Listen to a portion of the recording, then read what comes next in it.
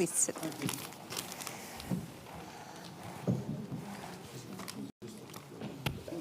Oh. Till.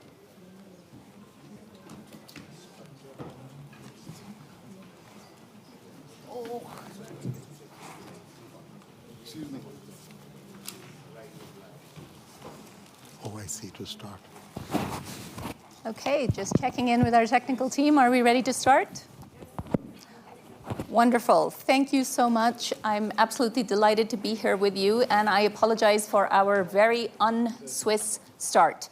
We will do this opening segment with two very distinguished speakers, and then I will hand over to Stephanie Flanders from Bloomberg to run the full panel. I'm Saadia Zahidi, and absolutely delighted to invite two members of the Forum's Board of Trustees, the President of the Republic of Singapore and the President of the World Bank Group, to share some framing thoughts from everything we have been hearing this week: technology, geopolitics, geoeconomics. All of it ties down to one key thing that we really care about, which is livelihoods and jobs. And that is what we're going to focus on now. So I'm going to start with President Banga. You've, of course, placed job creation at the very center of your strategy. Please tell us more. I thought you would start with age before beauty. I will let the two of you decide which way you want to start. I'm going to get back at you sometime. President Tharman is my hero in many ways, and one of the reasons that we're having this conversation on jobs is because he was kind enough, despite his real role in Singapore, to make the effort to continue his drive towards caring about jobs for young people.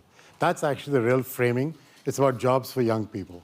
We have, over the next 12 to 15 years, 1.2 billion young people in the emerging markets. This is where I'm coming from on this topic, will become eligible for a job in the sense they will come to the age of 18. And yet those very same economies are currently projected to produce around 400 million jobs. Now, we could be wrong. AI could change something, something else could change something, but we're unlikely to be wrong by 800 million people.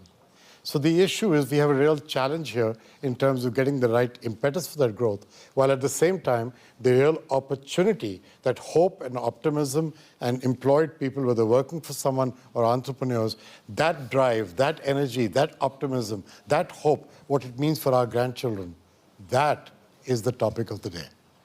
And when I was thinking my way through this in the early part of my time in the World Bank Group, I've had the chance to work with President Tharman in his prior roles, in my prior jobs. And I went and asked him if he would help me.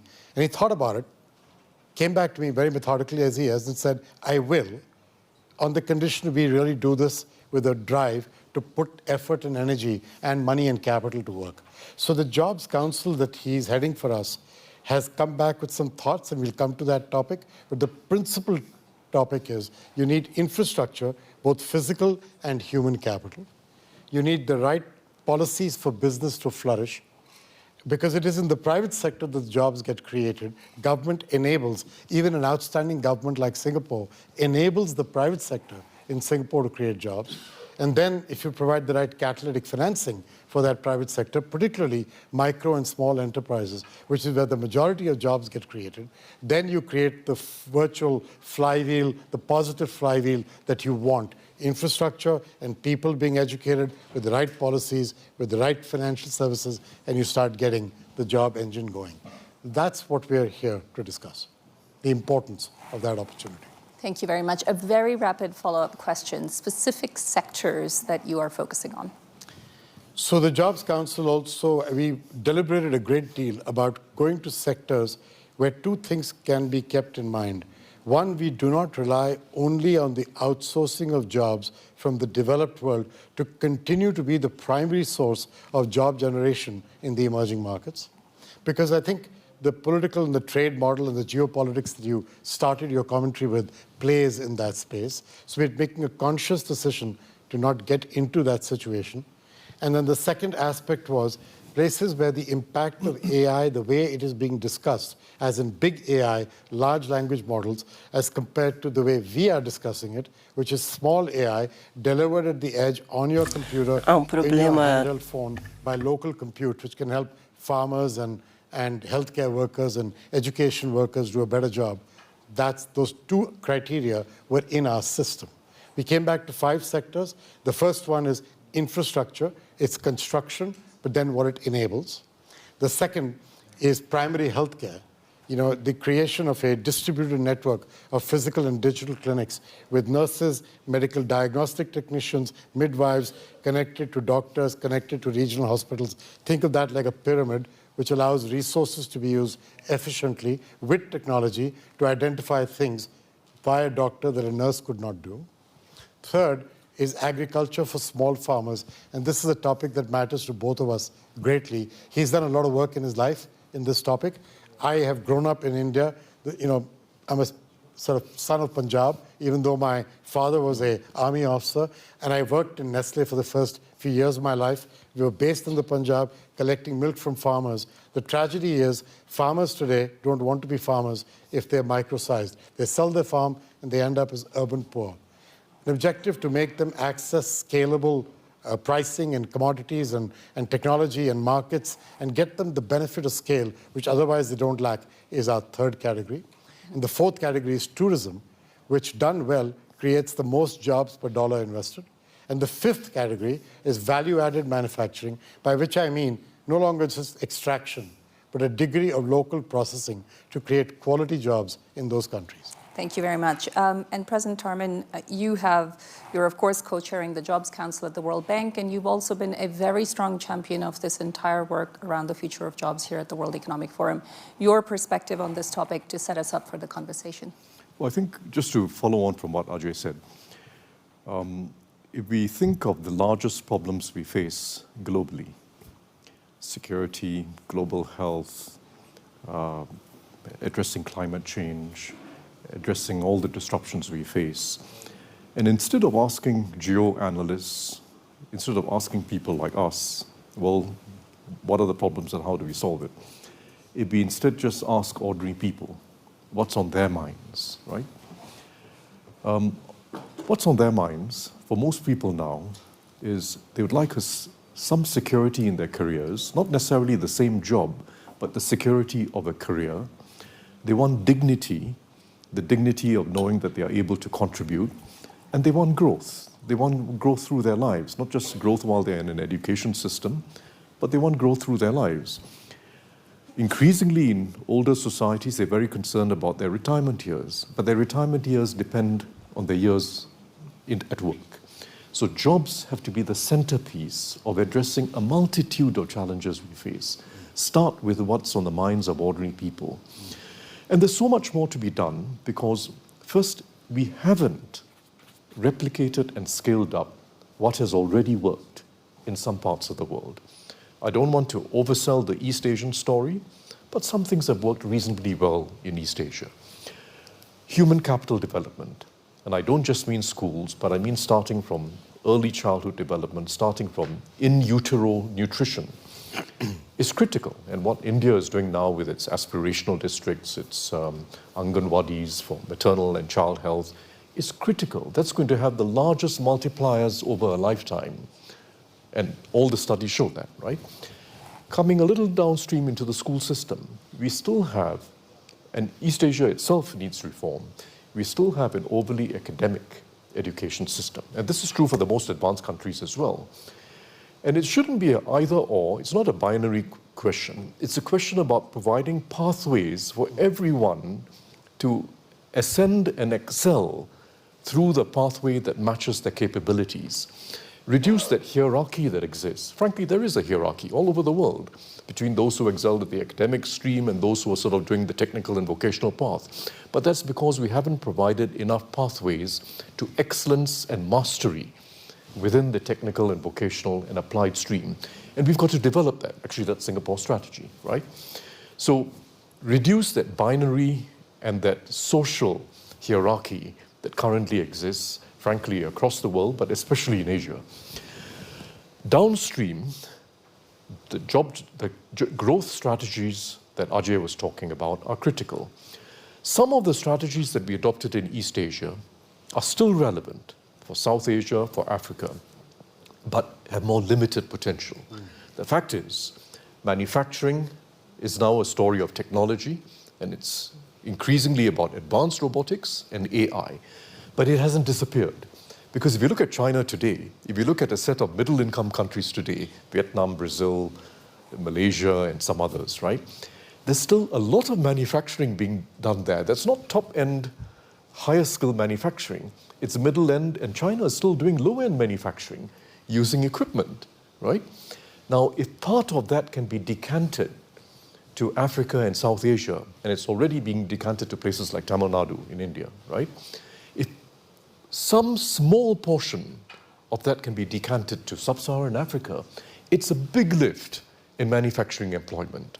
So the scope exists. So I would say this, as China addresses its domestic imbalance between production and consumption, its overproduction of manufacturing relative to consumption, as it addresses that structural issue, there is scope for decanting of production to other parts of the developing world. Second, all the sectors that Ajay mentioned, but I do want to highlight in particular the green transition, because it's an opportunity for job creation in the developing world. It so happens that the developing world, Africa in particular, and South Asia, are rich in solar, wind, hydro, and thermal. And they should be the sites for energy-intensive production for the world, apart from their own market. And all the studies show that the job multipliers coming out of $1 of investment in renewable energy are at least 3 times higher than in fossil fuels. So this is not an ideological question. It's not a question of the fossil fuel industry versus the renewable industry. It's just a question of economics. Where can we generate the most jobs? And this is a real opportunity that didn't exist at the time that East Asia took off.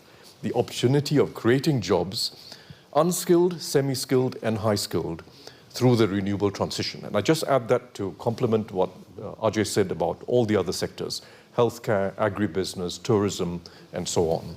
Thank you very much. Thank you for laying out the challenge, and also thank you for sharing some inspiration before we get into the conversation on meeting this 800 million job challenge. Thank you so much to both of you. Thank you. You stay? Okay. Sir, boss, Tharman? Yeah. You're staying.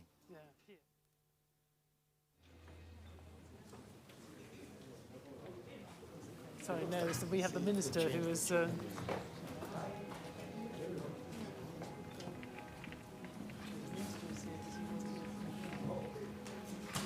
Okay.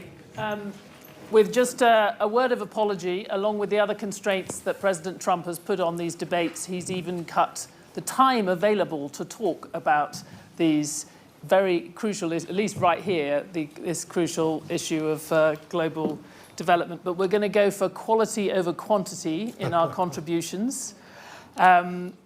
So because of various time constraints for people on the panel, and we started so late, just so everyone here knows, we are going to have to finish at 5.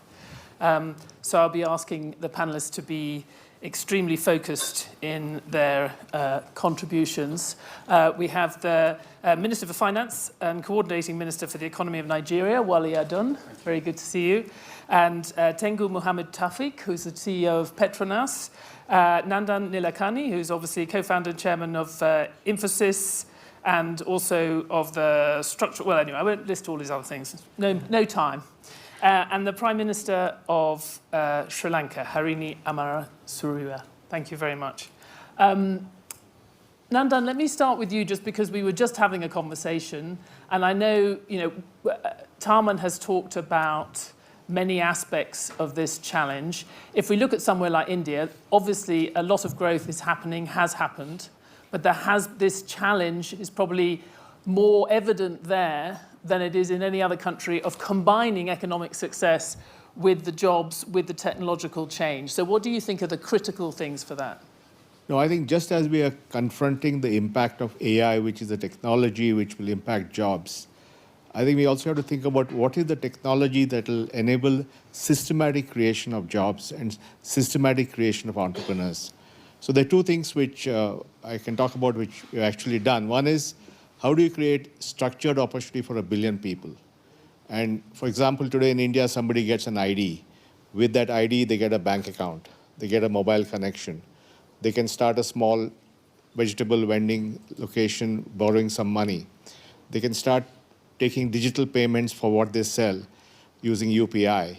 That data can now be used to get a loan to grow the business. So this is a structured way of creating an escalator of opportunity. And you do that for 1 billion people, then you're actually creating pathways for people to both become entrepreneurs and maybe tomorrow create more jobs. So that's one way of doing it. The second thing is, how do we aggregate small producers virtually using digital networks, open networks? For example, how do you take a lot of retailers and make them into a bigger force, give them access to credit systematically, market systematically, and so on? So I think these two ideas are very specific. They use technology. At scale, they can make a big difference. And that's really how we should think about using technology to deal with the implications of AI and things like that. And I was struck by Tharman's comments about needing to get rid of the social hierarchy. In the UK, we talk about parity of esteem, that the vocational and academic training should be considered the same. I think as we see technological change, there we will need to increase the dignity attached, the standing attached to some jobs that are involve intensive contact with other humans as other things get automated. But Prime Minister, even today, there is a challenge there of parity of esteem, of valuing work that is not currently valued. How do you see that as contributing? No, absolutely. President Tharman pointed to one disparity that we see, that's the vocational pathways and the academic pathways. But I think there's another area where little attention is paid, and that's the importance of unpaid care work, and how much unpaid care work actually sustains our economies, and the fact that over 70% of women are located in unpaid care work, which often doesn't get accounted as work, doesn't get counted in our GDP, and yet it performs a really important role. So when we talk about job creation, particularly in countries like Sri Lanka, developing countries, where women are concentrated in unpaid care work and in the informal sector, it's not just a problem of creating jobs for young people. It's also about making sure that the job creation is equitable in every sense, and that we are valuing this kind of work that often goes unrecognized, but yet has a crucial role to play in the economy. And economies would not be able to sustain themselves if this unpaid care work didn't happen. Yet we don't have the ways of recognizing this or organizing it or redistributing it in ways that makes it more possible for women to enter paid work. Yeah? And I think the other important factor that we need to really look at is the fact that we have pressures from two ends. One is the young people entering the job market, and we have aging populations at the other end, where our demographies are changing, particularly in countries like Sri Lanka, which experienced the youth bulge in the 80s and are now having to deal with an aging population who also want to be productive and be part of the economy. Minister, and yes. how, sitting in Nigeria, how are you thinking about this challenge? Because I'm sure it's equally a millions and millions of jobs challenge in Nigeria too. Well, certainly. I mean, when you look at the figures, by 2050, I think there will be 400 billion Africans, and 25% of the world's workforce will be Africans, or the people of Africans will be of working age. So essentially, the world's workforce, 25% of it really should be Africans. Now, in Nigeria, we're focused on rapid, sustained, inclusive growth. And when we talk about the inclusive, we're talking about young people, we're talking about women, and we're talking about ensuring that the whole ecosystem, just like President Tharman said, is about dignity and about human capital development. So we're focused also on catching them very early and ensuring that those first 5 years, they get the nutrition. The young people get the nutrition. And it's a signal for Africa. I think as Nigeria goes, perhaps Africa will also go. So we are focused on, as we heard earlier, the technology dividend should allow us, for example, as Nigerians, to do what has been done in Asia, and which is empower our young people with technology, with automation and with data, such that they can stay in Nigeria, provide services, provide support services, training, consultancy, etc., over the internet. At the same time, we are going back into a situation where manufacturing, you may call it low-scale manufacturing, we have raw materials now being produced in Nigeria by our petrochemicals plants and so forth. So that allows us to go back into that manufacturing, creating jobs in basic manufacturing. But most important of all, the metrics say that 84% of employment is micro, small, and medium scale, maybe up to $300,000 a year turnover.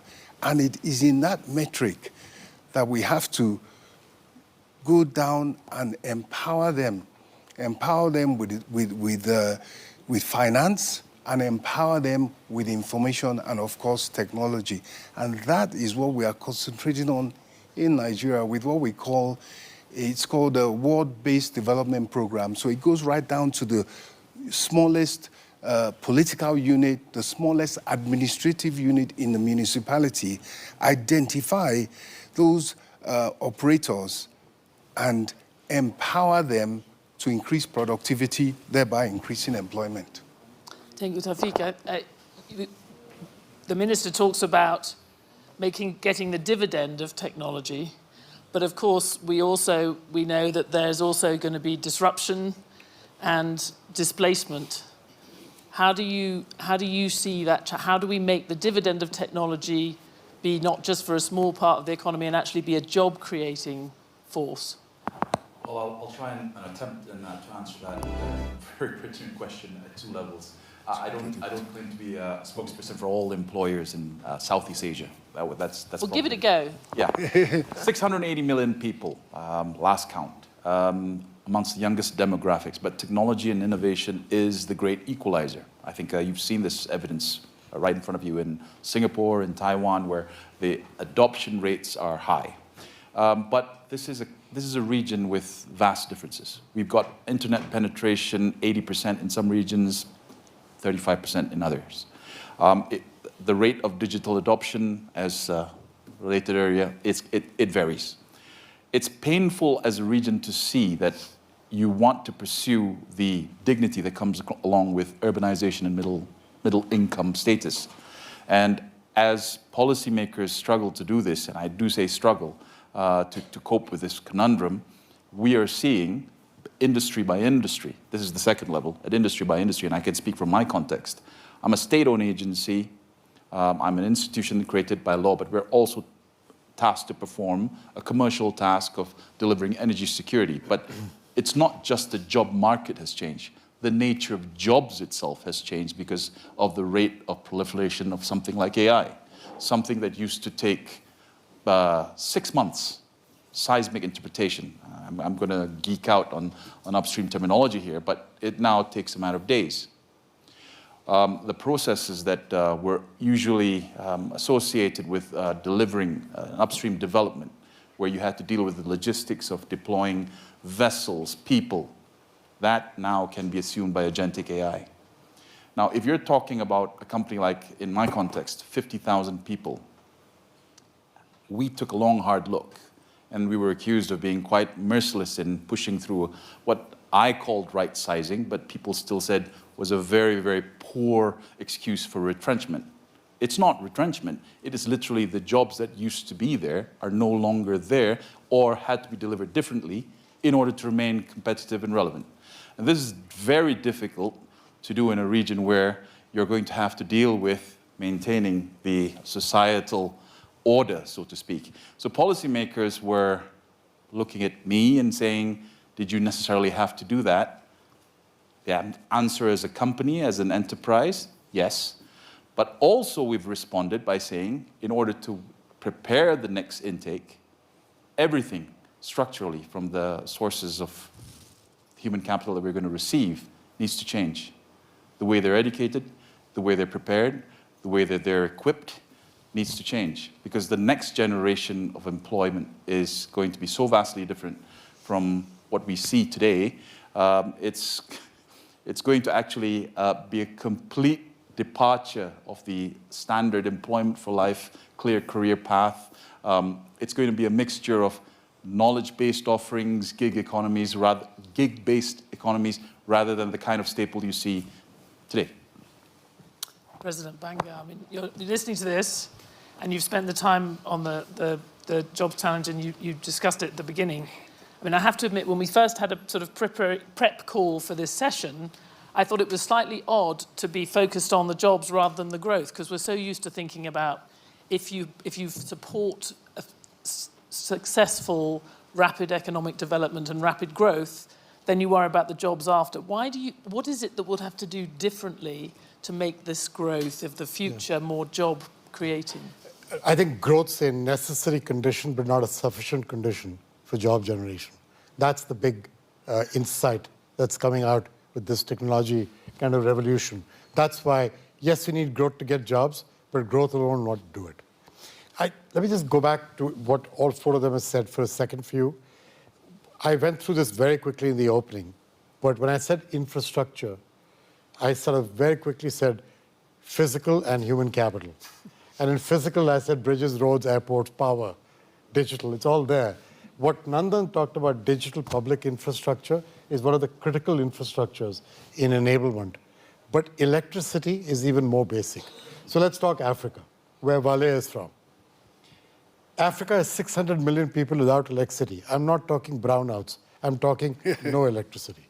So when you fly over Africa at night, you think it's not populated. That is not true. People are living the way their great-grandfathers lived. That cannot be right in the 21st century. It is a travesty to think that electricity is not a basic human right. So if you want to build a digital public infrastructure, try doing that without electricity. How do you plan to charge your phone? A connection to the sun with your finger? And this is not going to work.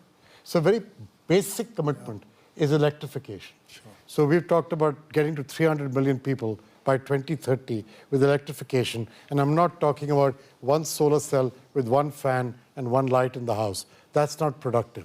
I'm talking about the ability to have a computer, the ability as a chemist to have a fridge for your medicines, the ability to open a hair salon, the ability to do those kinds of things. Right? So that's kind of one thing there in infrastructure. Bridges, roads, airports, everyone understands. Digital and power tends to get ignored a little. In the world of AI, power is going to become even more important because, as we all know, the consumption of electricity currently in the current models of AI is very large. Now, it'll improve over time because they're busy trying to figure out ways. People like Nandan. Nandan is an amazing technologist. People like him are caring about reducing the consumption of electricity per quantum output of AI. But today, it's a real issue. Human capital, I don't mean only college, and the point raised about dignity. Let me give you a real example. The jobs of the future that will not get impacted by large language models of AI, even in the developed world, actually require hand to be used. Nursing care, long-term care, physical trainer, dog walker. Come to Manhattan and see it. You can be people walking 6 dogs at a time. It's a gig thing they run. They make $5,000 a month on dog walking. Now, we taught our children that STEM education was their future. Yeah. I would argue that the first place the impact in the developed world of really good work on AI will be in STEM jobs. Nandan and I are familiar with the banking industry. He from his Infosys days, me from being a recovering banker. And this kind of banking is different. I'm talking about recovering banker. And if you had 15,000 people in audit and compliance and risk, with AI, you need a fraction of those. So I think these are challenges of different types in the developed world and the developing world. And I'm not trying to make one size fit all, but I am trying to make the case that in the developing world, we still have a chance by focusing on those 3 pillars of infrastructure, the right business-friendly policies, and the right catalytic capital, combined with those 5 sectors. We have a chance to allow the next 15 years to be good years for people in these countries. Through DPIs and platforms, through the right kind of jobs, we do have a chance. And we should not let the fear of technology make us think that this is not an opportunity that exists within our grasp. Nandan, briefly. Yeah, no, I just want to add something which both President Tharman talked about, that new energy will create jobs, and the electricity thing. I think one way to think about it is, can we create millions of energy micro-entrepreneurs? Because if people are going to invest in having that rooftop solar, battery and all that, they can use it for themselves today. Under the grid. They can sell it to the grid. But we can now do peer-to-peer trading. So if I can sell power to my neighbor, or if I'm a farmer with a system can sell to a shopkeeper, energy trading in micro amounts at variable price will be much bigger than any other market. So just build on this for a second. In Nigeria, we're doing distributed solar energy. That's how we're going to reach large numbers of people in his country for power. That, when you're putting up that distributed solar energy plant, if you plant a cell phone tower at the same time, if I reach 25 million people in Nigeria with power, I now reach 25 million people with the internet. Now Nandan's idea becomes real. You see what I mean? And when we're talking about reaching small farmers with open platforms, this is out of a real experience in a number of countries, but started out in Uttar Pradesh in India, where we took a platform that Google has built for us. And it's an open platform where you connect farmers and cooperatives on this side, and you connect here fertilizer, insecticide, crop insurance, better water practices, better seed practices, people. And I, even as an illiterate farmer with very simple language, can learn how to get scale, which I don't get otherwise.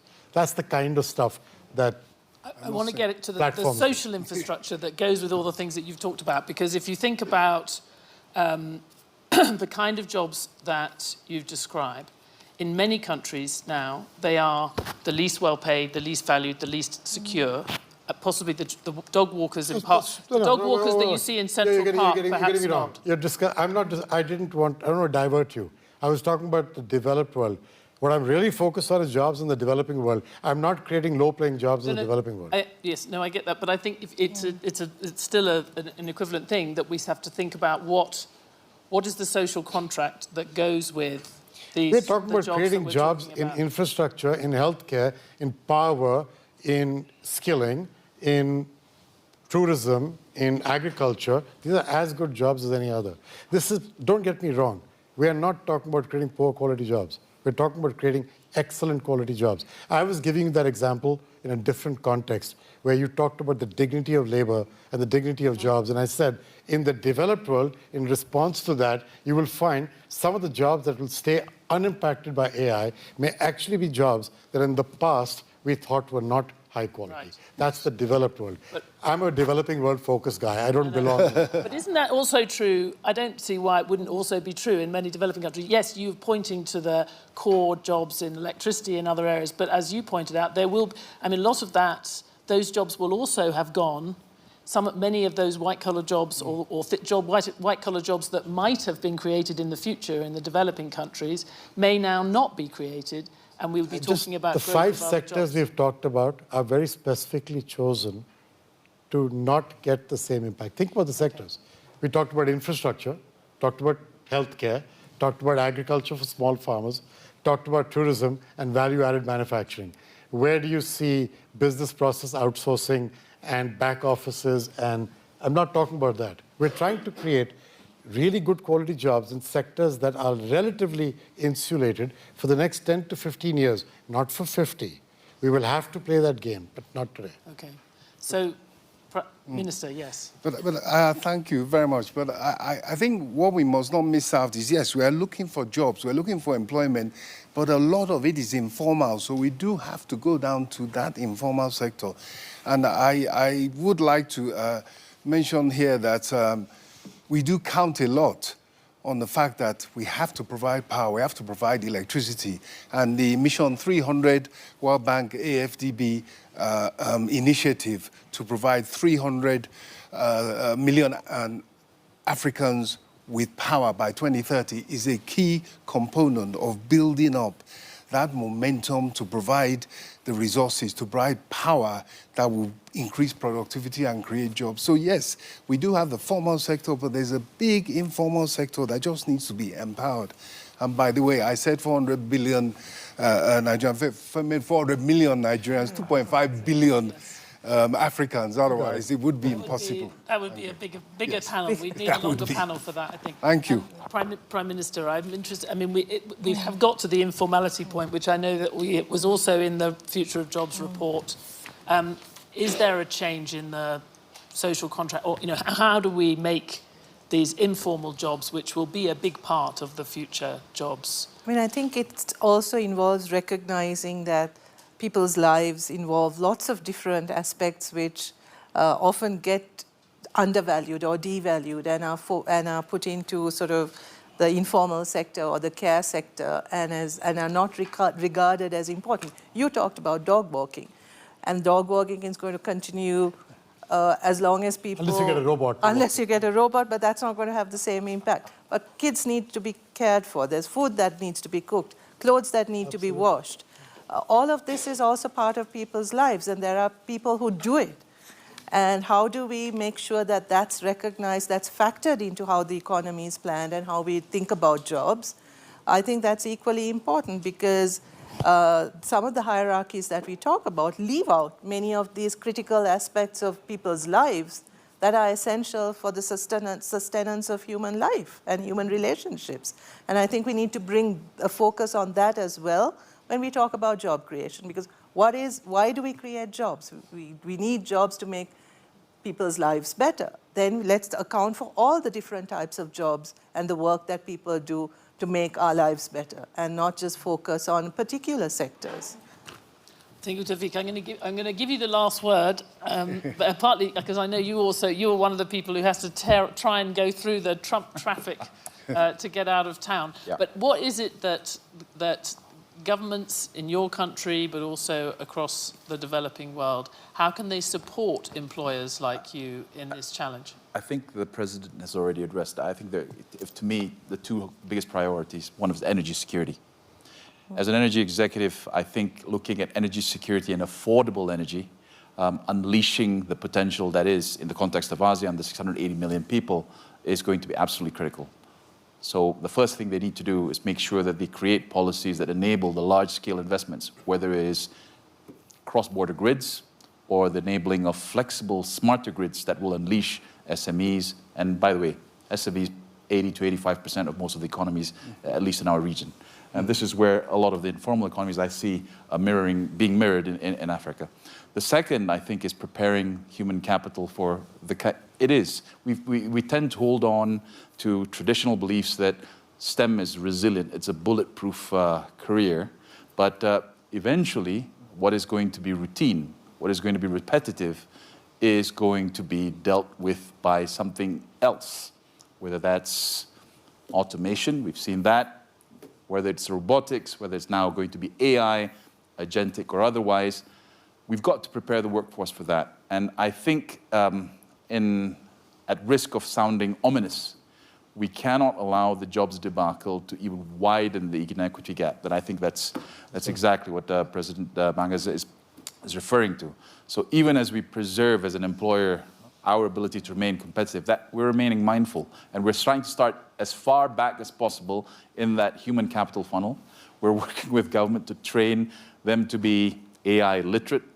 We don't necessarily believe as PETRONAS that AI will displace people, but companies without AI will do damage to its own people as we move forward. So these are things that we are weighing heavily on our mind. Sounds ominous, sorry to end it on a bit of a downbeat tone, but I'm given hope by President Banga's remarks, and I think technology, as a great equalizer, will need to be a lever. Thank you. Thank you to all of you. We did not have enough time, but we did have some very valuable contributions. Thank you. Thank you. Thank you. Thank you. Yeah, all right.